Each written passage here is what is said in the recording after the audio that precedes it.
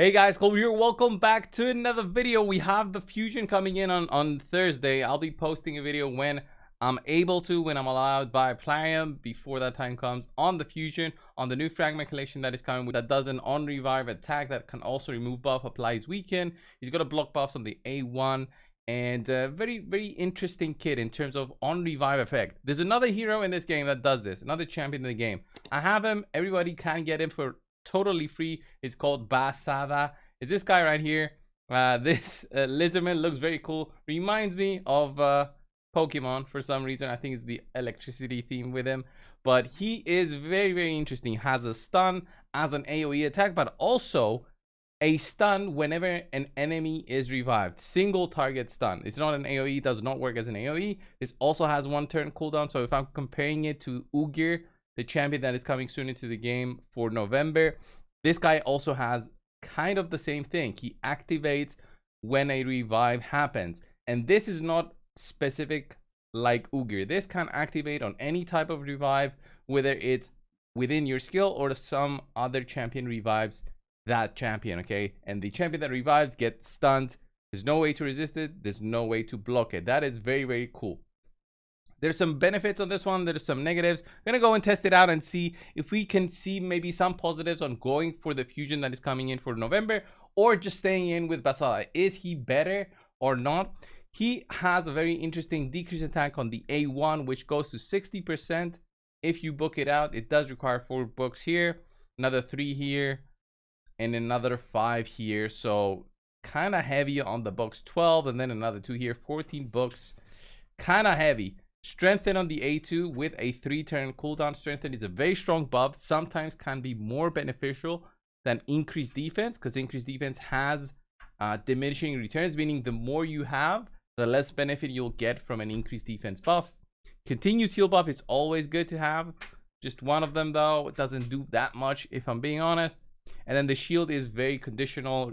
You need to be under fear, true fear, freeze, provoke, sleep, or stun for the shield to apply. If this wasn't the case, he would have been a little bit stronger. Then the stun is a guaranteed plus decreased turn meter that can be used in many situations, but the one most important thing that's bad about Basada is that he takes very long to be acquired. Right, from the Doom Tower, you complete the hard version of the Doom Tower secret rooms multiple times over months, and I think he's the 4th or 5th champion in the list. If we scroll down, so Thea, Urost, Gomlock, Varl, the Destroyer, we're already looking at least a year of doing hard Doom Tower every single room. Okay, because if one champion needs about 3 months to acquire, beating every single secret room, then it's a year until Varl, and then Basada it's another 3 months. So at least 15 months to acquire Basada. So of doing hard Doom Tower, which is quite insane. So I would say the minimum would be 2.5 years for many people out there, because not all secret rooms are the same. Many are very difficult and very boring to do, because some require you to do them on manual, and as you can see, I barely do my own secret rooms. After I've completed it, I don't even bother anymore with them, even though they give you some crafting materials. Anyway, let's go in there. I'll show you like a sample team that I've done with Basada. I don't think he is that great, but he has his uses, all right? Especially against revivers. If a revive is supposed to come, he's very useful in a team with single target champions like a Rotos, because Rotos cannot kill the whole team. A revive might happen. This guy will not block it, but he will stun the target that is coming up. Why would you use this guy instead of Lydia? Well, Lydia can block the revive once and has a very long cooldown. This guy can stun the target that is blocked, that is revived, which effectively allows you to do lots of things. Also, the target's cooldowns are not reset during his turn, which he's stunned. So it's very interesting. He's more like a control champion, although for this purposes, I've built him as a damage dealer, but I highly doubt he can be used as a damage dealer. Haven't even given him masteries, just a little bit of gear to test things out. His multiplier is at a 0.27 of HP. His HP is not that high, very low base, even though he's HP based, very low base. So he's not supposed to be built as a nuker. He's supposed to be built as control. So high accuracy, maybe high resistance as well. if you want to go that way, and probably high speed just to rotate through that A3 and A2, which provides a lot of protection. So let's go in there, have a look a little bit on how this can work against the revivers. So you would buff up, you have your single target nuker. Basada is just there for funsies, and let's see, we get burst down maybe. Oh, he didn't use his AoE. That was very interesting. Let's block the bombs there. I don't want to get bombed. And then we'll go for the arbiter first. Stop the one reviver, and then we'll get the team revive here. That's what I wanted to do, is see the team revive, because you'll notice the one person stand there. So that is already where Ugar is better, because Ugar does an AoE, right? And will have the same cooldowns as this guy. This guy has a 1 turn. Ugar will have a 1 turn cooldown. So already, unfortunately, Ugar is better, guys. So there's no way around it. And Ugar can remove buffs as well. So you could be removing the increased attack when the revive happens. So here, I will not stun them. What I will do is I'll just apply strengthen, because I want the revive to happen. And look, the stun happens because arbiter is the first in line in terms of the revive targets. It's still a solid revive block there, because it stops her from buffing up the team. It's still okay, I would say. Basada overall, it's not that interesting. He would have been definitely used more if he was that great. But he has his uses, for sure. Has his uses. So we have established control, basically. Then we're going to try and stun. There we go. He did some damage, but 20,000 with 240% crit damage with Savage Set on a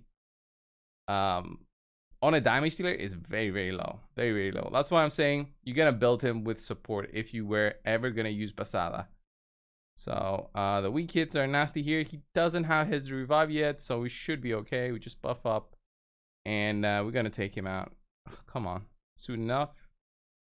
At least sleep him, strengthen a little bit. And this is nuts. I've done only weak hits so far. Only weak hits so far. This Pythion is just tanking everything because of the weak hits. But yeah, there we go. Well, we already see Basada. He has his uses. I can already see Ugar being better, because it's going to be an AoE attack that removes buffs. There's much more usability for that one, because the enemy will also think, okay, I'm going to get my buffs removed. We can apply it on me if a revive happens. So I got to be careful with my revives. If you have protection sets, in terms of your buffs, protecting your buffs from being removed will be very important. Using champions that have something that cannot be removed, such as a protected buff or perfect veil, I believe cannot be removed. No, it cannot be stolen. I think it can still be removed, but yeah, let's just go into this fight. We'll see Basada a little bit here. Maybe his usage of the stun cannot be showcased here. Very unfortunate. I can imagine people skipping this fusion cut that is coming, because it's very, very different than the one we had before. Timid could still remove buffs, but together with Kaja, there is some usability of Timid. This guy has no companion champion. He's just there, just another champion that can't do a removal of buffs. I think it's going to be very strong for accounts that don't have a strong Ogrian tribes champion, but overall I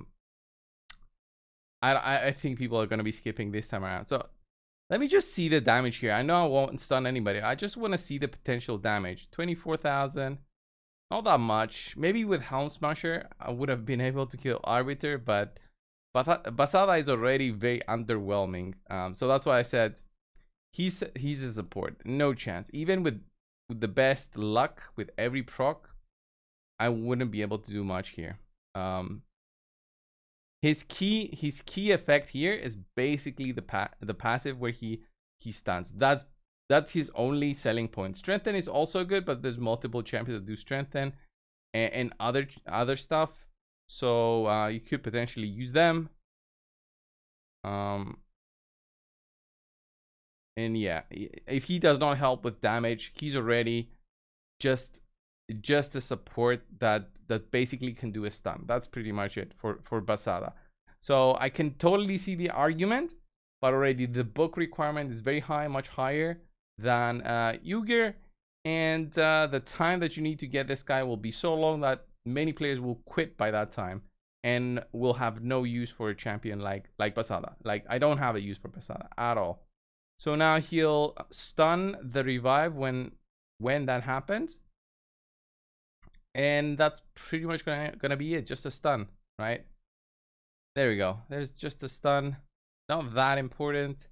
I mean, it does stop the turn there, but pretty much it. And we do take them down, right? Take out Arbiter. Try and see the AoE stun. There we go. That's nice. The guaranteed stun is nice. But he's magic, so he's going to have a problem with force targets, with the weak hits. And also with resist, right? The A3 stun is not unresistible. And I have very low accuracy on him. Okay, that was an okay fight. Not gonna say it was easy or not. Basada is not really showing much in terms of being a better alternative than Ugar. Again, I'll show you guys Ugar when we have the green light to actually do a showcase. Other champions that have similar kits but not really do not exist in the game. I've been trying to find on revive abilities.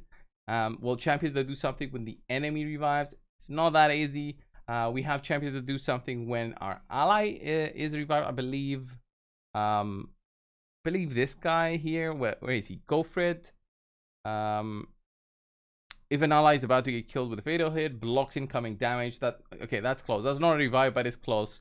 I think in my head it counts as a revive. I thought it would like that because you basically stop your ally from dying. On revive is an obvious with Lydia, which everybody can get, but very slowly now because of the Sylvan Watchers. I mean, it's an on revive deny of the kill, and then it has 7 turns cooldown, which is quite insane. But it can be strong, especially in clutch situations in classic arena. Live arena can go a little bit longer with the custom, well, manual targeting is the word. Other champions have revive effects on their own, but that doesn't really count. So having a champion that can do something like that might be something to be used in the future. It's the same argument we've been saying ever since, you know, useless champions have been added to the game through fusions, right? We've been saying, oh, he might be used for something in the future. I always bring this example with Vergumkar. Oh, he is okay, but his provoke and the removal of provokes might be used for something in the future. Wasn't really the case. Okay, maybe in the future, 2024, 2025, who knows? But for now, there's not much use for this guy, especially if you have like an account with many legendaries. So this was the video, guys, for today. Just giving you guys my thoughts on this new fusion without spoiling anything from my experience in the test server. Just showing you an alternative that you might have considered already, which was Basada. If he's better or not, you saw him in action. I think that the worst thing about this is it's single target. It's not AoE, so if multiple allies of the enemy team are revived, they're not all stunned, which would have been nice. But again, I think it would have been a little bit too strong, maybe just completely controlling the team. It would have been insane against wow, it would have been insane against Mariska, right? Because she dies, she revives the whole team, boom, the whole team is stunned. That would have been boom, fantastic. That needs to be in the game, actually, now that I think of it. And they need to change it to get the Mariska you know, some challenge. At least have him in there. Just have the stun there as something that you'll be just controlling the whole enemy team when it revives and just getting an extra turn over them. Yeah, I think it's a very strong pick if that was the case, but currently is not. Anyway, this was the video, guys. Thank you all. I'll see you in the next one. See ya.